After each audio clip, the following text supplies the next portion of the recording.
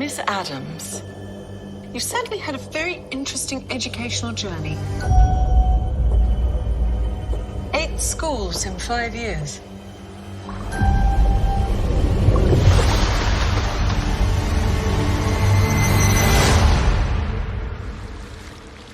Hey, freak. This is a closed practice. The only person who gets to torture my brother is me.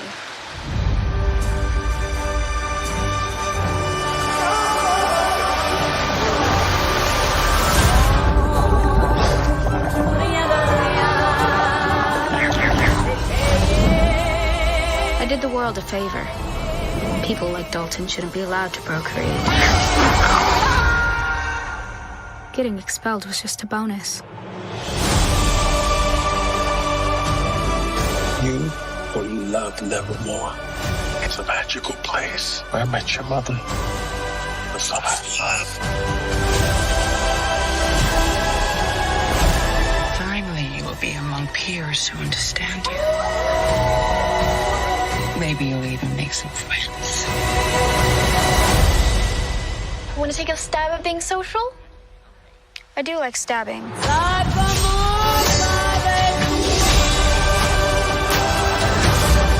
Little did I know I'd be stepping into a nightmare. Full of mystery, mayhem, and murder. I think I'm going to love it here.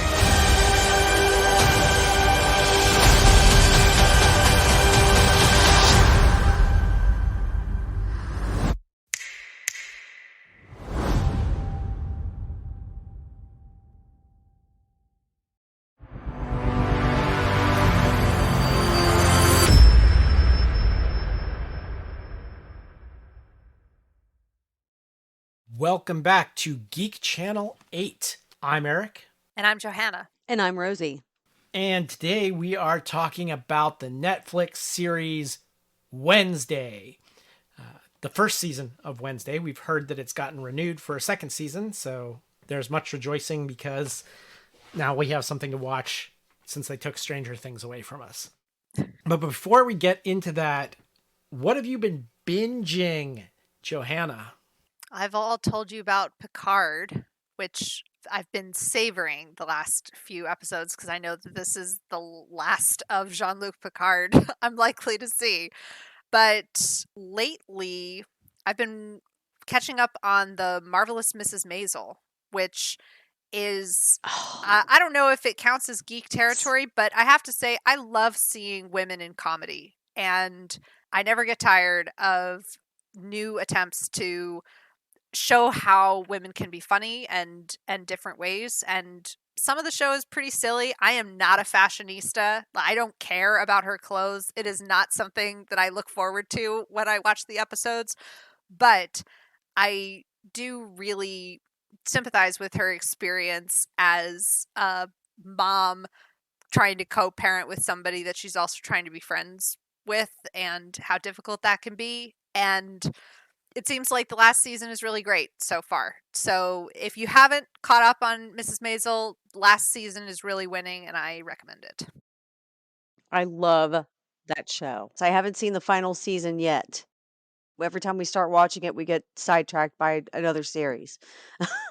I watched a few episodes, but it didn't connect with me. I didn't finish it. So it was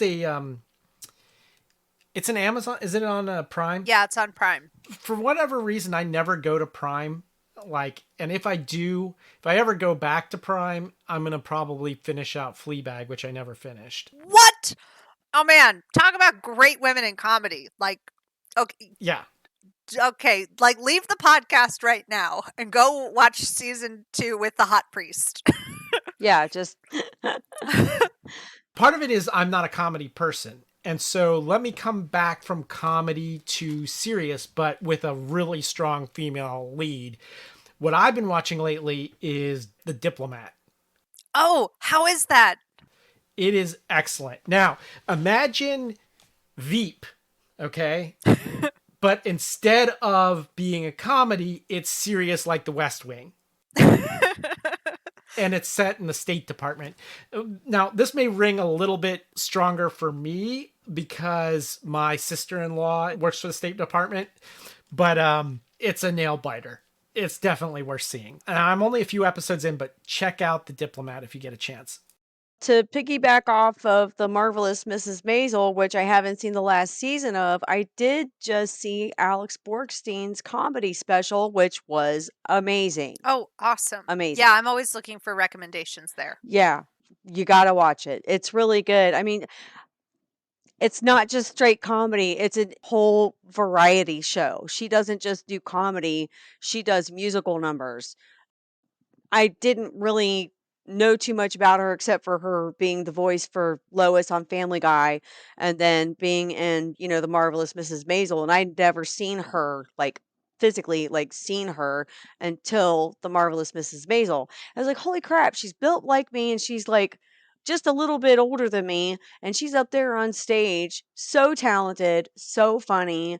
I had no idea the range of her talents. So I highly recommend watching it. It's really funny and very poignant as well. Awesome. Well, if you like stand-up that's got a little bit of something extra, one of my favorite specials in that category is Julio Torres's My Favorite Shapes, which I think is probably still streaming on HBO, but it's got a lot of great pop culture and movie references, but it's also a masterpiece in terms of production design. If you like things that are in that comedy and category, I recommend Julio Torres. Excellent. As long as we're all saying comedians, my social media feed has been filled with Taylor Tomlinson. She's pretty funny. Apparently she has a special called Look at You. I don't know. I'm going to have to look it up, but apparently she's super popular on TikTok, which is a platform that I'm not on, but she pops up in other social media feeds all the time. Anyway, all I can say is she's hilarious. Oh, yeah. I remember her. Yeah, she's really funny. She's popped up in my feed too. Yeah. I was like, who is that? I looked up her picture.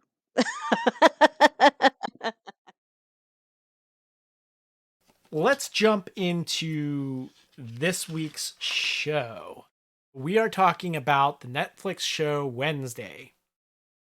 I'm going to summarize the first episode and we can talk about it. It's called Wednesday's Child is Full of Woe. This show opens up with Wednesday and she's at the same high school practically that Sabrina goes to, where like, except instead of picking on the girl, her girlfriend, they're picking on her brother. So Pugsley's tied up in a locker, and when she touches him, she gets a vision of the bullies that did this to him. So already we have this supernatural power that Wednesday has that she doesn't have in any other previous incarnations, but apparently like she's a mutant or something, a witch. Who knows when Wednesday's powers come, maybe they manifested in puberty. I don't know. So when the bullies are in swim practice, she like brings 2 bags of piranhas and dumps them in the pool. Yeah, this is a pretty violent Wednesday we got here, and not just toward chopping heads off of dolls. She's sent off to Nevermore Academy in Vermont. Apparently the Addams family in this version, they live in Vermont. And so is Nevermore Academy. Principal Weems, who... Gwendolyn Christie. Yeah. It turns out Weems is Morticia's old roommate. Morticia and Gomez went to Nevermore Academy. Turns out that's where they met and fell in love. So Weems is impressed with Wednesday's grades, and because of the family ties, she decides to let her join Nevermore Academy in the middle of a term. But she's apparently had 8 schools in the past 5 years, which tracks with all the other shows of the Addams family. Yes. It's mentioned in the very first Addams Family show. It's mentioned in the reboot show.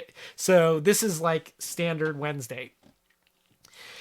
But this Nevermore Academy turns out to be yet another one of these Harry Potter schools. And it's got like different cliques. Her roommate, Enid, who she's combined with, is a werewolf. And she introduces Wednesday to all the different gangs, the little cliques. And one of them is the Furs, the werewolves. One is the Fangs, Yeah. which is the vampires. One's I love this, the Stoners. Those are the Gorgons. Yep. And the Scales. Those are the Sirens. She, of course, doesn't fit in any of these categories. So Wednesday's already like kind of a bit of an outsider.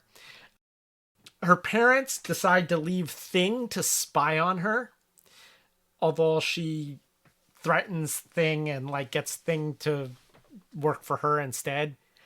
Yeah. So, but part of the deal is she has to go to therapy. So she's sent to the nearby town of Jericho, Vermont, which my wife asked me, like, is there a Jericho, Vermont? And I'm like, yeah, no, I think that's fictional. Like, Are you sure? I don't know. Maybe there is, maybe there isn't.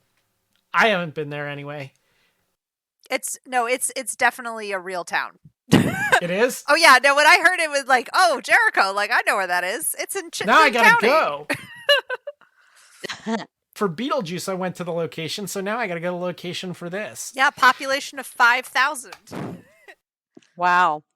This show has a great casting for Gomez. You know, we get a Latin Gomez, Luis Guzman, Luis Guzman. Yeah. Mm-hmm. who's like one of our neighbors here in Vermont. Maybe that's why it's set there. Is like he's like, all right, I'll do the show, but I'm not going anywhere. I'm only going up the street to do it. That's it. You can't make me drive out of state. Nope. Isn't he a spokesman for Cabot cheese or something like that? Like he loves Cabot cheese and he's done commercials for them. Maybe I'm making that up. It's totally possible. I know he's dropped in at the Wednesday has to go into Jericho to see her therapist, Dr. Kinbot, and she immediately escapes out a window. She tells everybody she's going to run away, and sure enough, she does, but she can't get out of nowhere, Vermont. She goes to the local coffee shop where she meets Tyler, the son of the sheriff, actually, who's the barista there, and he agrees to give her a ride after he gets off work. But basically, she's found and sent back to school before he gets off work. So I'm given the very short version of this, but later she has to go to the harvest fair where she makes plans again to escape with Tyler's help. But first she bumps into Rowan and has a vision of his death.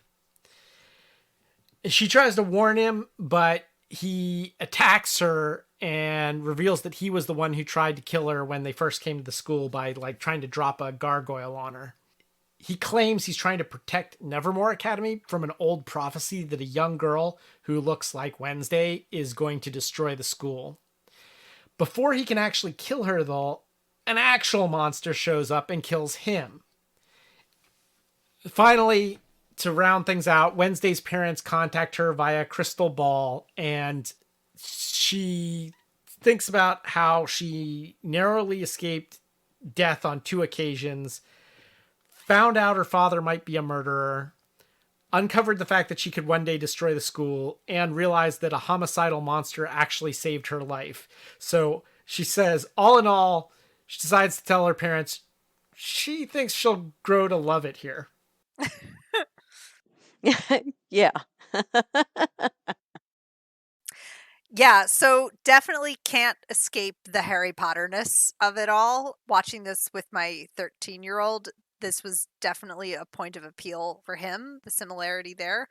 But yeah, one of the things I love about this show is right from the get-go, there's a lot going on, and I didn't know what to expect going into the show, but was pleasantly surprised to discover, like, oh, it's going to be a whodunit.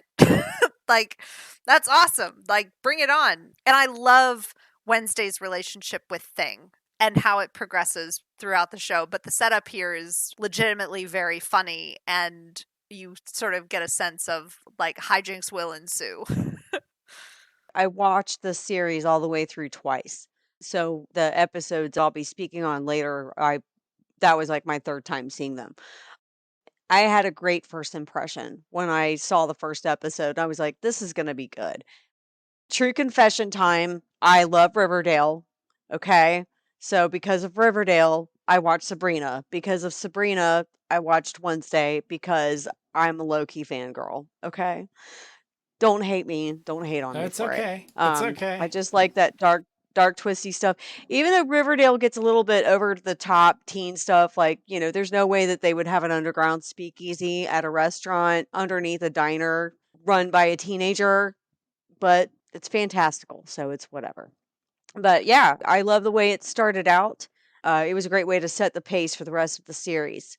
And, after you've watched it through one time, watch it through again because you'll pick up a lot of stuff along the way. Extremely impressed, and I love Jenna Ortega.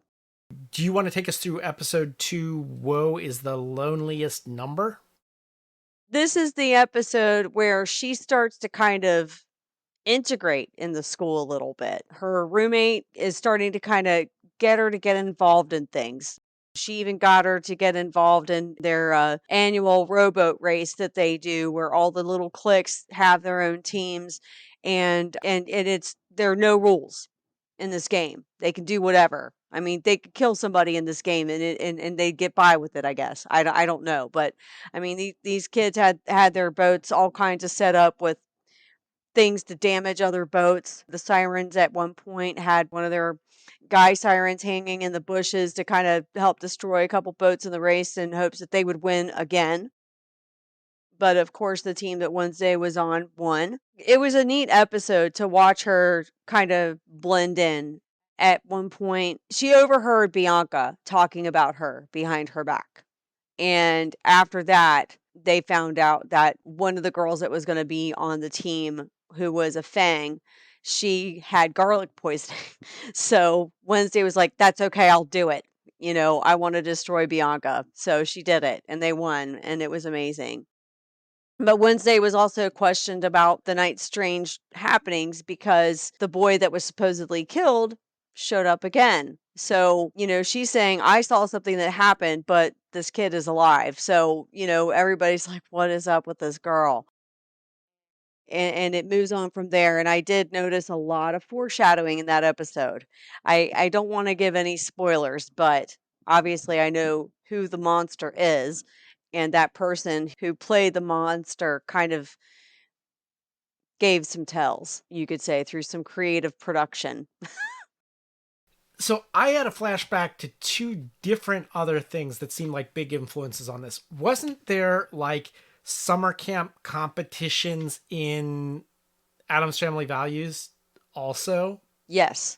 There was. Like Wednesday had to participate in that, and her and the outcasts of the camp. This precedes the whole, Thanksgiving play, but yeah. And the other thing is, wasn't there, am I misremembering, or wasn't there something like this competition between the different houses in Harry Potter? Yeah, there was. They had cribbage, or was it cribbage? Quidditch. Is that what the game was called? Quidditch. I'll figure it out. No. My inner old lady's coming out now. Oh, no, it's not that. There is a really excellent parody of the first Harry Potter movie, which I highly recommend, called Dear Wizard People. And he makes the same joke about, like, oh, Harry, I hope you're ready for the cribbage match. Anyway, so it's Brian Neely does a full narration of the first Harry Potter film. So you watch the movie on silent and listen to his narration. It's hysterical. Anyway, you'll love this, Rosie. Oh, awesome. Okay, but I thought there were like, aside from Quidditch, which is the stupidest game in the world, because why would you bother doing anything except for just going after the golden snitch? Because whoever gets the golden snitch wins the game. So like, what's the point of doing all the other stuff? But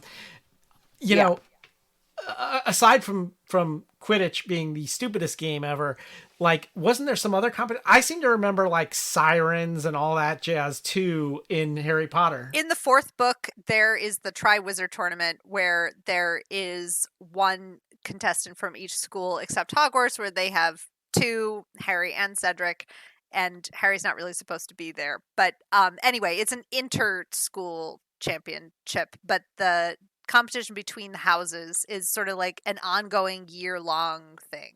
Okay. That includes Quidditch. Okay. All right. I knew I wasn't misremembering that. Give me a break. It's been 20 years since the movies came out, Let's go on to Friend or Woe, Johanna.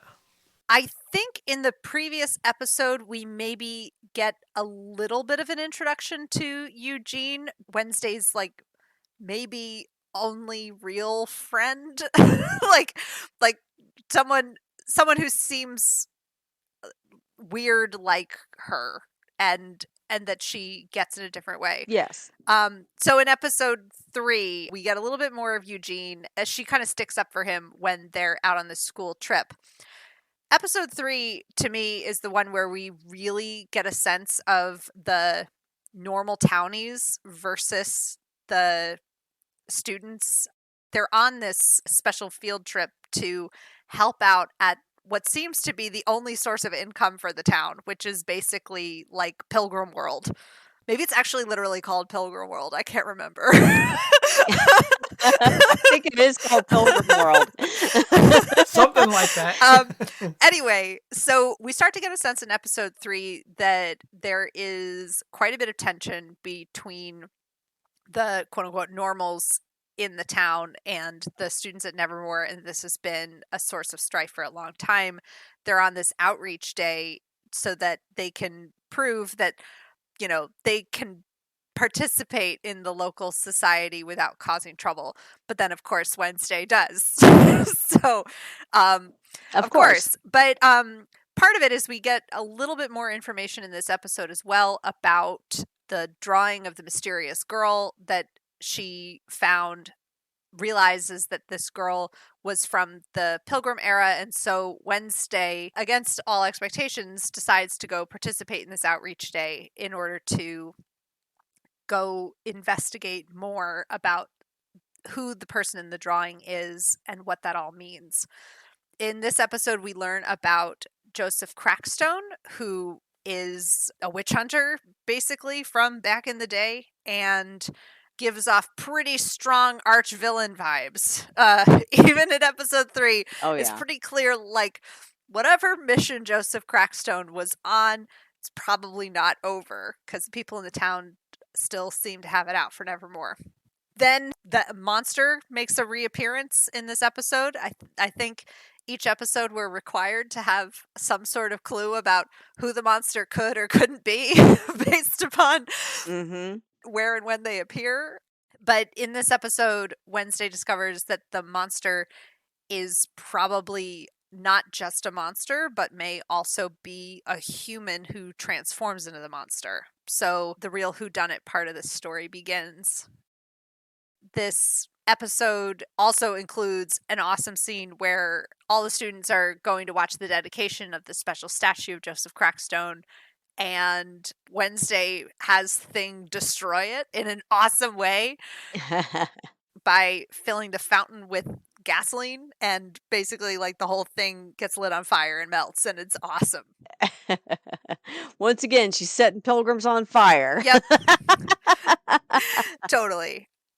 And tensions seem to be continuing to run high with Principal Weems, who, from the previous episode, we are thinking maybe up to no good, or Wednesday at least thinks might be up to no good, and so continuing to chart our suspicions there.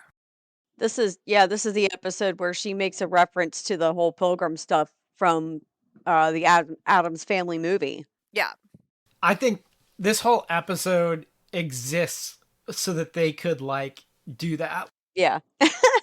That was the main thing about this that struck me, was that it was a definite callback to Addams Family values with the whole Pilgrim world, and they wanted to take it even further. Episode 4, Whoa, What a Night, which always makes me think of The Wedding Singer. So Wednesday sneaks into the coroner's office with the help of Thing, and she learns that the killer is keeping trophies from the victims.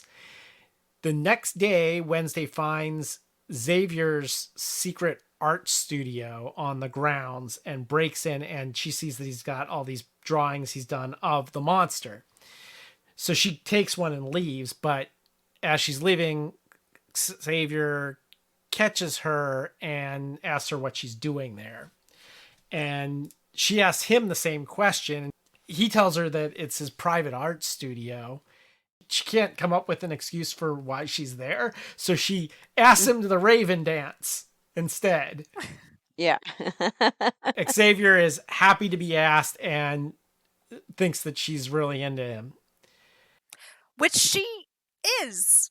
Like, I mean, she's Kinda, suspicious of him, but I actually, one of the things I caught about this show and its parallels with Sabrina, which we talked about in the last episode, is this sort of sense of like mystery, death, darkness, and evil mixed in with teen coming of age, discovering your own sexuality kind of stuff. And that it seems like Wednesday has a lot of potential suitors in this series relative to how many suitors you'd think Wednesday would have based on every other incarnation of Wednesday we've seen.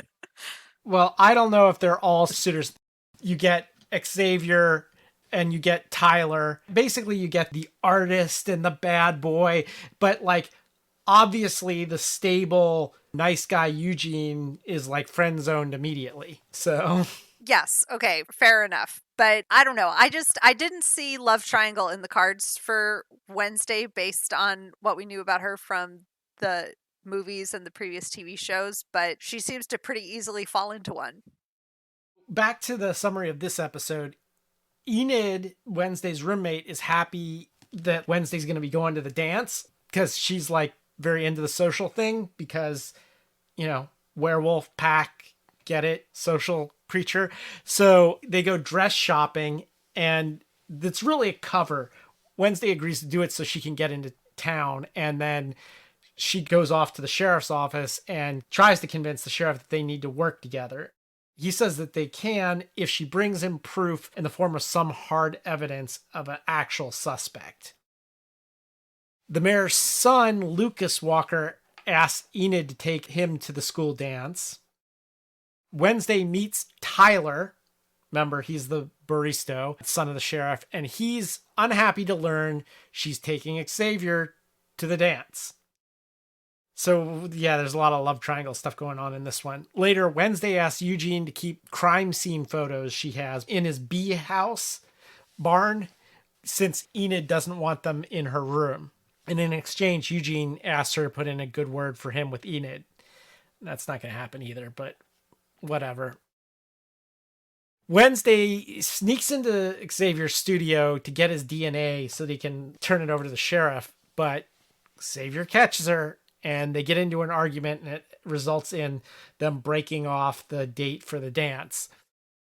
Wednesday's managed to get a DNA sample anyway. Meanwhile, Thing sent Tyler a note pretending to be Wednesday, asking him to the dance. So basically, Thing is being the matchmaker here and uses the 5-finger discount to get Wednesday the dress. Also known as the Winona Ryder, the 5-finger discount. Xavier is... Sorry, you're terrible. I have to apologize to Winona. Anyway, Xavier is upset seeing Tyler and Wednesday together, so he asked his date, Bianca, to use her siren power to help him get over Wednesday, which pisses her off and she bails. Lucas starts to like Enid, but ultimately he and all his friends who are townies plan to betray her, and they're going to drench the entire dance in red paint, which they do in a major callback to the movie that Rosie watched instead of watching the movie she was supposed to watch when we were doing Christine. Yes. Carrie. My bad. Yeah, Carrie. Yep, So there it this was. should seem familiar for you. I was waiting for you to give me crap about that. Finally, Wednesday gets a vision of Eugene being attacked. She rushes to save him, but when she gets there, the attack's already happened and he's barely alive. This was the episode of the famous dance scene that everybody was talking about on the internet that she did, where she drew from old footage of goth clubs and things like that to put together her dance moves. Like, she choreographed that whole thing herself, and it was very impressive, and I loved her dress. I told you we'd come back to it. Sabrina dance versus Wednesday 1.0 dance. Did you guys go back and watch the original Wednesday dance from the 60s TV show versus this Wednesday dance? All right, which is the winner in this 3-way battle? Oh, the modern day Wednesday dance, hands down. I mean, it's pretty impressive. There's another part of me, though, that feels like this dance feels a lot like that scene in Seinfeld where we watch a lane dance and they say it's like a dry heave set to music. Like, there's a little bit of that to the dance, too. I thought there was a little Michael Jackson Thriller thing going on in there. Yes. Oh, yeah, definitely. Yeah, definitely. I gotta say the singer's name is Eric, but you know him better as Lux Interior. Actually, maybe you guys don't know him better. I love this band. This is one of my favorite bands, The Cramps. So this has it all over the others, if for nothing else, the music. Mm-hmm. But I got to see him a couple of times. I saw him in Cincinnati. I saw him in Cleveland. It's really interesting to use Goo Goo Muck here because we've got a song that's literally about, well, first of all, the Cramps would do this a lot. They'd take an old rockabilly hit and then they'd change the lyrics a little bit, just a little bit. So this is Goo Goo Muck was an old 45. I forget who the original artist was. They redid it. They made it even more sexual. Like, I'm a nighthead hunter looking for some head, stuff like that. And I'm like, okay, this is really weird to be on mainstream TV nowadays because this was considered outrageous at the time. So, if nothing else, the music, but I gotta say, Jenna Ortega really threw it all into the dance. And of course, we've all seen it because it went viral. I'm trying to remember if we're supposed to be able to eliminate any suspects after this episode, but I think the fact that they're attacking Eugene, now the stakes feel higher of, like, oh, now it's personal kind of thing. You reap what you woe. Episode 5. This is the episode where families come to visit Nevermore School. This, of course, is where Morticia and Gomez fell in love, but also Wednesday knows that her father was involved with a murder. And while they're having the family come and visit, the sheriff, who has been waiting 30 years to crack this case because he knew that the full truth wasn't out there, had Gomez arrested so that I guess they could retry the case or so he could finally get what he deserves, according to the sheriff. Even Morticia lays a rose and breaks off the bud and puts it on that former victim's grave. And Wednesday witnesses this. She goes to visit her dad in jail and talks to him about it. He tells her that he was the one who did it. But she doesn't fully believe it because she knows his tells. They used to play poker together and she knew all of his tells. So she knew that he wasn't completely telling the truth, but she wanted to trust him. And then she does go see her friend in the hospital. She talks to his moms, which I thought that was cool. Kid, he had 2 moms. They stopped in the hospital while she was there. Of course, they were thankful that she came to visit. And they told her that she was like his only real friend. So you can see this is where Wednesday kind of starts to soften a little bit. And then enter Christina Ricci. The Snape of this show. Yeah, which Bianca is in this class, and Wednesday basically one-ups her again. Yeah, and Bianca's the Draco of this class. So, all right, sorry. Yeah. Yes. Enough with the Harry Potter. I know, right? Oh, yeah. Meanwhile, Enid, her roommate, is feeling the pressure to wolf out because her family comes to visit too, and she hasn't changed into a wolf yet. Don't you just want to be normal? Yeah, they were going to send her to a summer camp for kids that haven't wolfed out yet. Conversion therapy. Conversion therapy. That's what they call it. Yeah. Yeah. Thoughts, guys, on this episode? I thought that it gave a new depth to Bianca's character because at first Bianca's just like the generic mean girl villain. And then we find out that like her mom is way worse and she's got shit she's dealing with. Yeah, her mom's in a cult. Yeah. Yeah. And her stepdad is demanding that Bianca come back, but Bianca's like, I'm finishing out my school year first. Yep. And learning more about Enid, I mean, it's a great storytelling device to kind of just like take a pause from the murder mystery for a second and do some character development.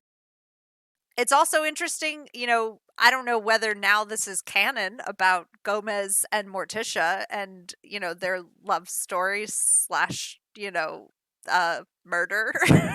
I'll tell you what is canon or has been mentioned in almost all of the Addams Family stuff prior to this was that Gomez originally was supposed to date or something set up with Morticia's sister and ends up with Morticia instead. In fact, I think there are episodes where Morticia's sister would show up in the old show. I don't know if there was any reference to that in this. She would have had to have been at Nevermore because that's where Morticia meets Gomez. So I don't remember if they mentioned that in the show at all.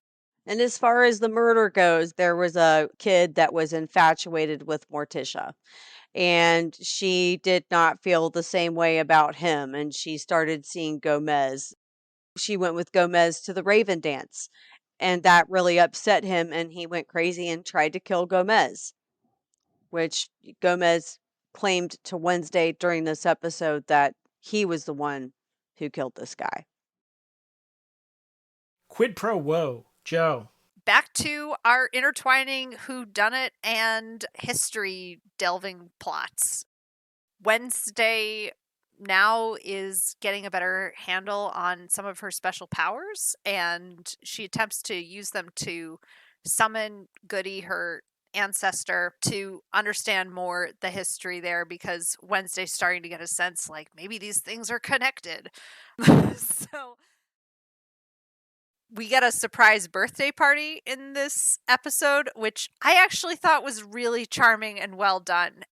I remember watching it and just sort of getting this feeling like I really desperately wanted Wednesday to be happy about what they pulled off, because I actually thought they did a good job with the surprise birthday party, and I don't even really like surprise birthday parties. But anyway, I digress. Those are some of the highlights before we get to the meat of the episode, which is sort of like a classic haunted house horror movie kind of setup. Wednesday is now taking the information we learned in the last episode about Garrett Gates and the mystery surrounding the Gates family. Goody had instructed her also to seek out the Gates mansion, so here we go. When we get there, turns out it may not be quite as unoccupied or unloved as it seemed before, because Mayor Walker also was visiting the Gates mansion, and when they go inside, they find recently cut flowers by one of the beds, leading them to believe that maybe Laurel Gates, Garrett's younger sister, who was presumed dead for a long time, might actually still be alive. Oh dear, the plot thickens. And then the monster shows up, and we get an amazing chase scene through the abandoned house where they're trying to find secret passages and whatnot to get away from the monster. Eric, are we doing spoilers in this episode? Go for it. Yeah. Okay. All right. I just before we get too much further into this, because we're going to start ruining things. Well, hang on just a second. Let me sound the spoiler alert and then. All right. Okay.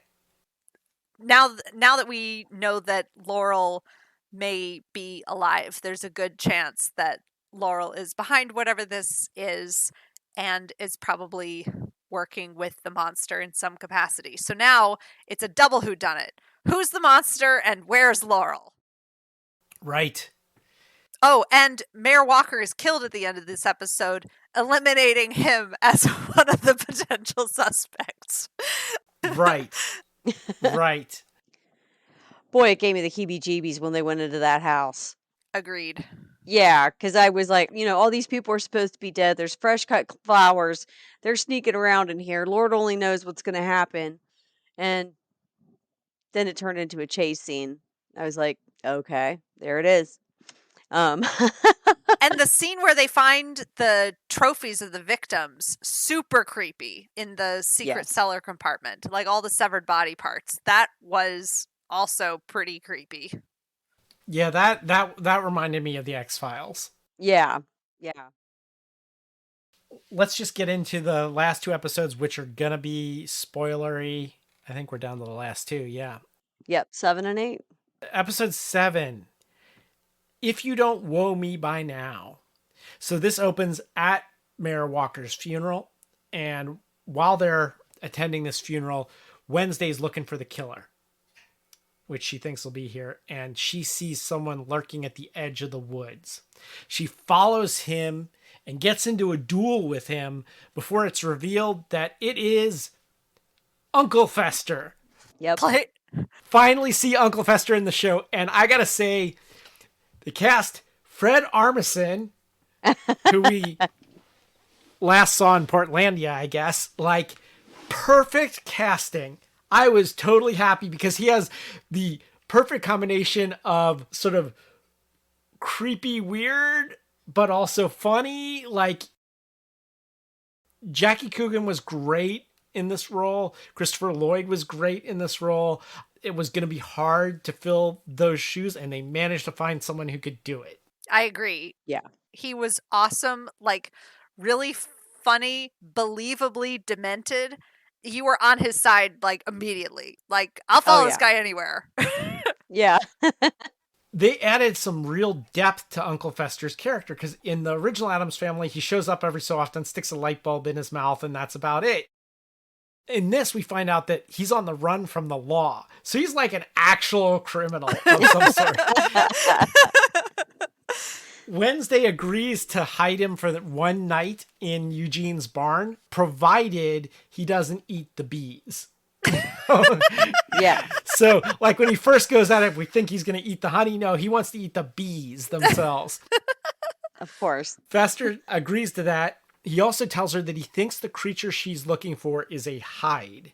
Now, a hide is a creature that apparently is within a person, and like it can be unlocked by chemical means, as in Dr. Jekyll and Mr. Hyde, or it can be unlocked by hypnosis. Mm-hmm. Immediately, she thinks, Dr. Kinbot knows hypnosis. Maybe she's the one behind all this, and Xavier's her pawn. Enid comes back to the room looking for her silver nail polish. Wednesday starts an argument with her immediately.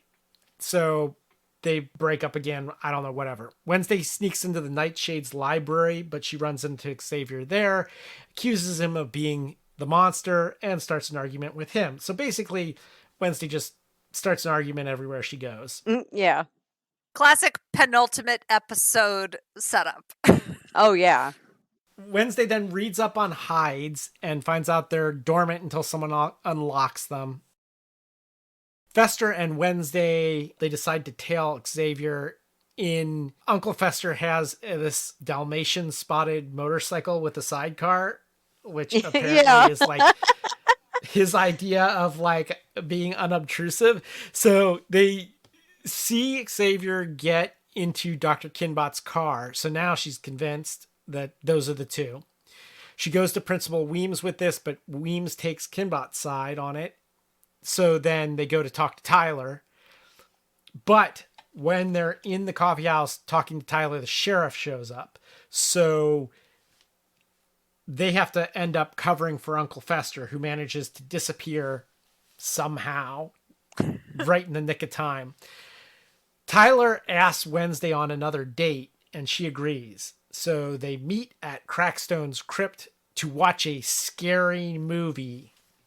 All right. Scary movie in Wednesday terms is Legally Blonde. I thought that was awesome. Yeah. Tyler wants to be more than friends with Wednesday, but she says she's not friend material, let alone more than friend material. But she ends up kissing him anyway until his dad, the sheriff, shows up with his deputies and they raid the place. Wednesday's room is ransacked. Faulkner's diary is stolen. Thing is impaled through the palm to the wall with the dagger. And we think Thing is dead. But Fester has electric powers and uses them to revive or reanimate Thing. Yeah, that was a neat scene. That's when we saw Wednesday cry. Yeah. Like one single solitary tear. Yeah, and I like sobbed. I know. I was like, no, not thing. I'm attached now. I can't. So Fester then has to split because all the law enforcement's showing up here. Wednesday then goes to Larissa and Marilyn with the news and Faulkner's diary, and she talks to the Nightshades. Basically, Bianca and Lucas tell her about the mansion's former owner, Laurel Gates, who they think is bent on revenge against all of them, the entire school. Wednesday suspects that Dr. Kinbot's behind the killer, but then Kinbot is killed.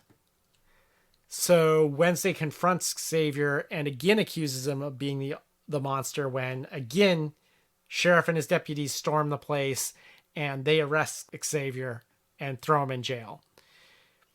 At the very end, Wednesday and Enid reconcile, and she's discovered emotions at this point. She hugs her. She goes back to Tyler and they go to pick up where they left off. But before they can kiss, as soon as they make contact, she has another vision. She sees the doctor attacked by Tyler. And now she realizes, and the quote at the end of the episode, "Of course, my first kiss is with a serial killing monster." After rewatching episode 2, Yep. the way he reacted to her looking for this monster,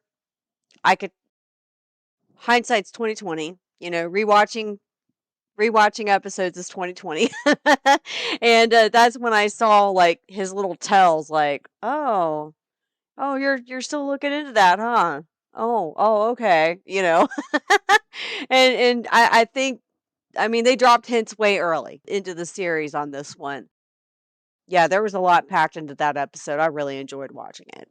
Yeah, I kind of wondered about Tyler's feelings for Wednesday. Are any of them real or not? Because in the early episodes, his jealousy of Xavier, for instance, seems like a real emotion and not just he's trying to lead Wednesday down the wrong path.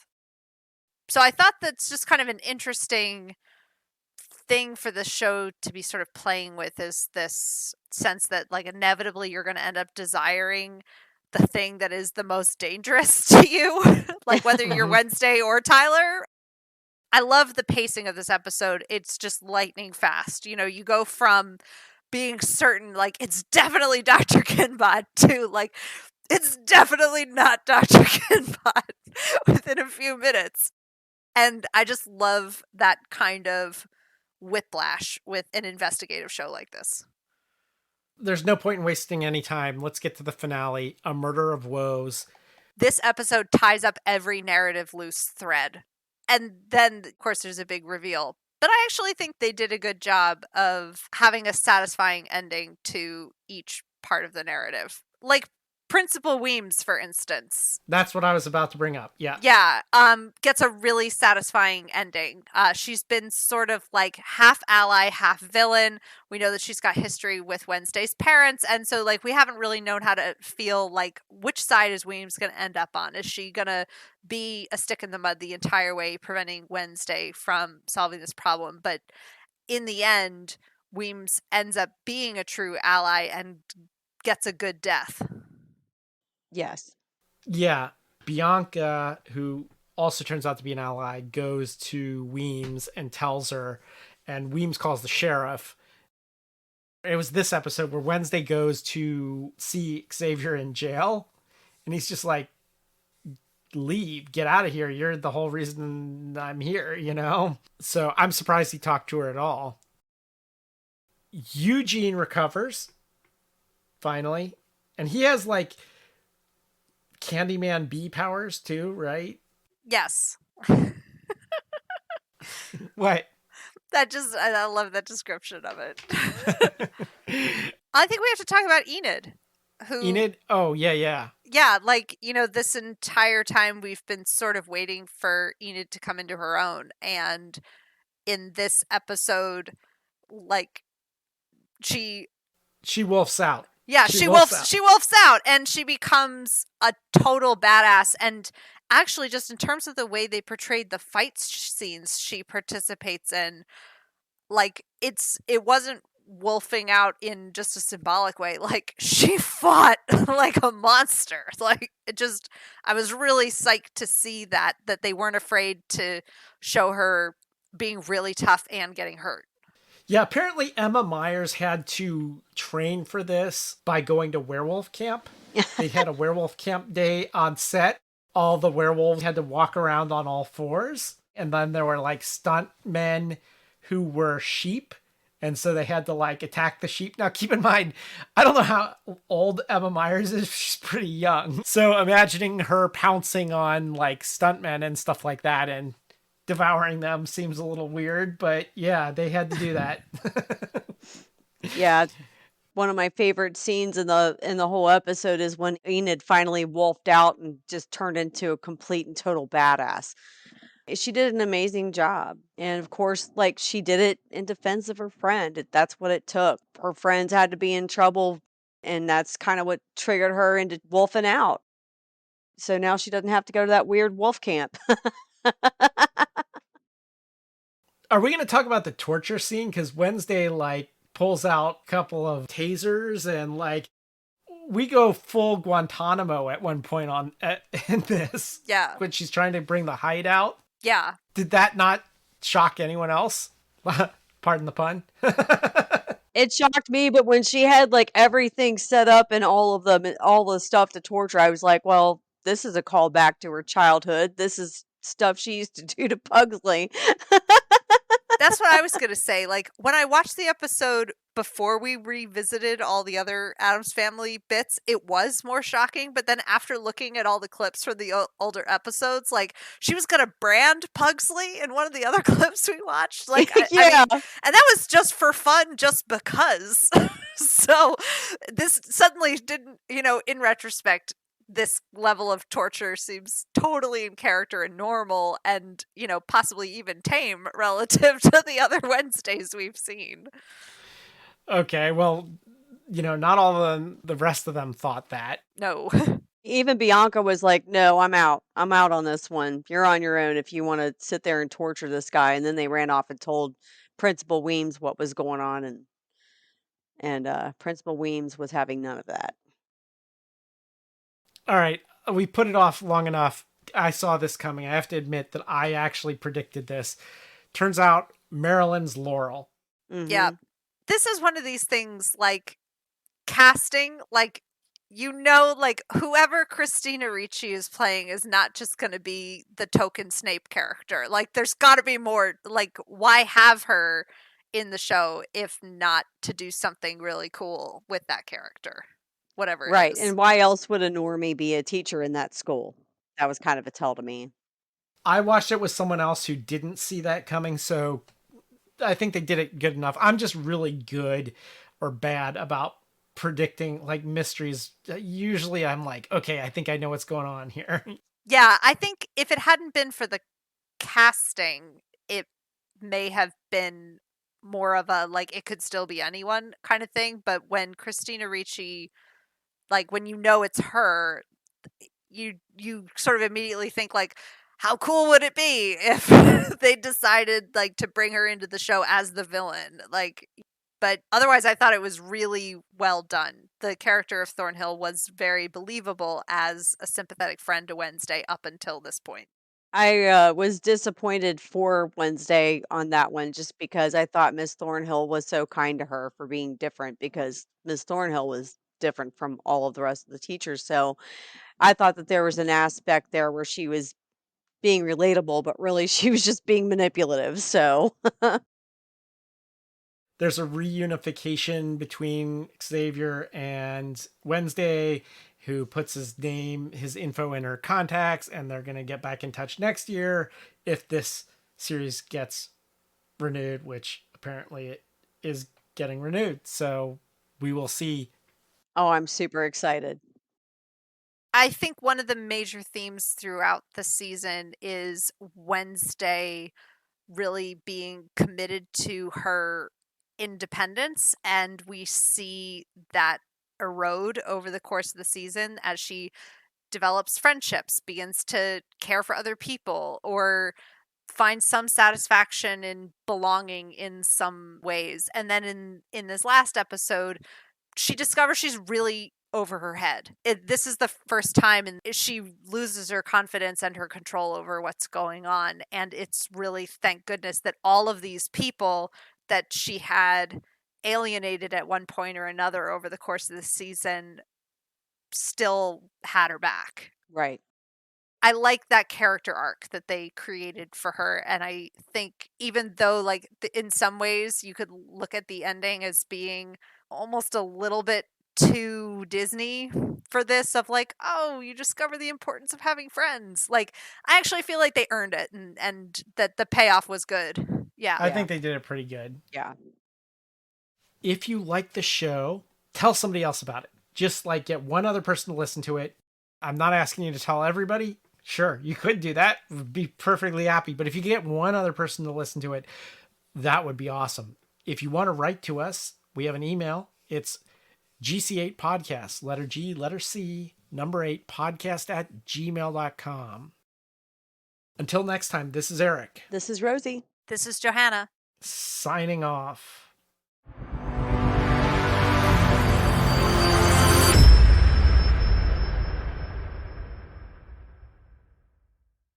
So now she doesn't have to go to that weird wolf camp.